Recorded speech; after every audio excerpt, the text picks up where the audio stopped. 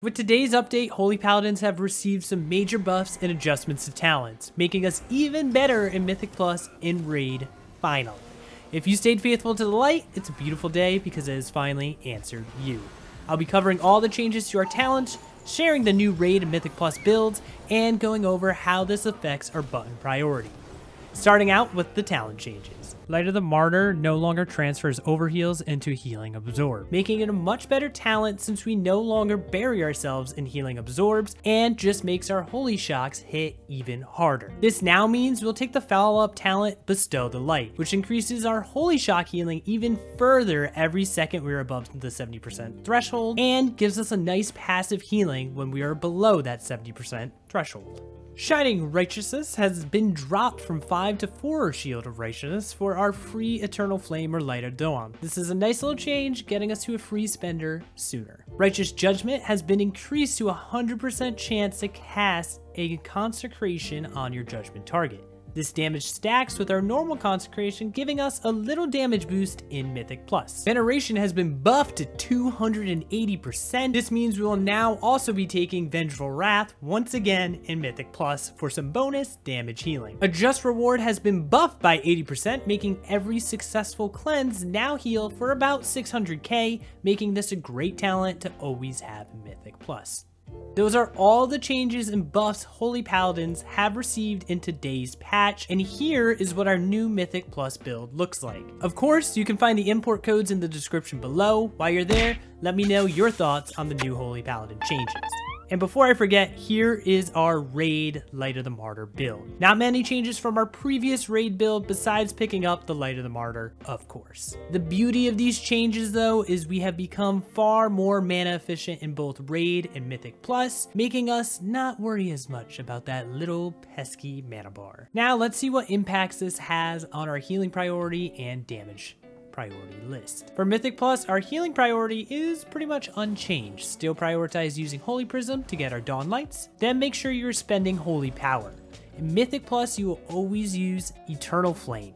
Dawn Light is never worth it. It can be okay in a full melee group, but with our talents, it's always best to stick to Eternal Flame because we have way better options to push health bars when not using Light of Dawn. You'll always want to spend at 5 Holy Power, which allows you to quickly gain back a spender by quickly using a generator like Holy Shock in an oh shit moment. Holy Light with Infusion and Divine Favor is our largest spot heal, and as a reminder, Divine Favor becomes available after Holy Prism, hence why it's number 1 on our priority list. Holy Shock, our main spot healer and our Holy Power generator for healing. Lastly, Flash of Light with Infusion of Light if Holy Shock is on cooldown. Damage is where we have our biggest changes in Mythic Plus. Consecration should always be active, and this is the one you cast. Next is Hammer Wrath anytime it is active, since it now also heals. Shield of Righteous, since after 4 casts, it will give us a free Eternal Flame. Judgment is big, since now it will always drop Consecration, which stacks with the one you cast. This creates a lot of free AoE damage while you're healing or doing whatever you feel like doing. I don't know, slash dance. Whatever you're doing, you'll have 2 concentrations down. Make sure to get both those bad puppies down. Holy Prism is low on the damage prio since you will cast it mainly for the healing properties, but its damage has been buffed in a previous patch. Holy Shock and Crusader Strike are your lowest prios that can be cast if none of the above is available.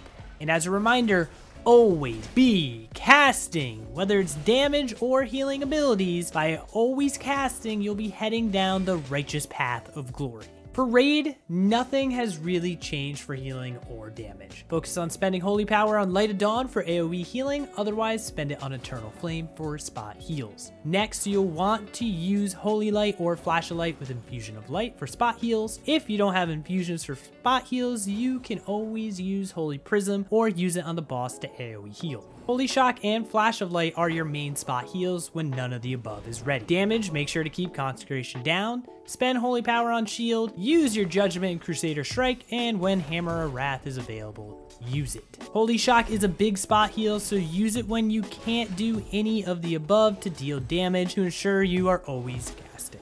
Beacons are always a big topic of conversation, so let's keep it simple. In Mythic Plus, put it on your tank and a squishy DPS. If you want, you can double down on the squishy DPS. This is probably really good to do when you have a blood DK, for example, but play around with it how you want, because remember, beacons do give a 5% damage reduction, which at higher keys is very useful to your tank. Raid, you can drop it on 2 squishy range. Might be asking why? Well, beacons also carry the properties of our mastery, so with it at range, your heals are going to hit harder to everyone that is far away from you. Cooldowns, Divine Toll when it's up. Lay on Hands is a big heal. Make sure to use it. Don't forget about it. It's a great way to save a friend. Blessing of Sacrifice is a top tier defensive for a party member. Use this before the damage goes out on the target you need to protect. If you're new to healing as a Holy Paladin and the spec, just try to use it on cooldown on the tank to get in the habit of using it. Pay attention to when damage is going out on DPS or tanks, so you can learn when to use it as time goes on. Avenging Wrath is a healing and damage cooldown. We don't want to hold this cooldown for too long, so make sure to use it and only hold it for when you really need it. And make sure to maximize the amount of targets being hit by your beam, so make sure to reposition yourself accordingly. To maximize your beams, make sure you line this up with Holy Prism for both your manual cast of Avenging Wrath and your procced Avenging Wrath from Awakening when it reaches 15 stacks. Awakening stacks are generated every time you spend Holy Power, and at 15 judgments will proc a free Avenging Wrath. After going into Wings, make sure to Holy Prism and then spend that Holy Power to get out 2 more Dawn Lights to get 2 additional beams. Beams mean more damage and more healing. If you want to learn more about Holy Paladin, you can check out my Season 2 guide. All the information outside of talents, builds, and rotations is still up to date. Let me know if you are happy with these changes by hitting that like button. And if you have questions, join my community Discord in the description below. I'm more than happy to help you out. And with that, I'll see you all next time.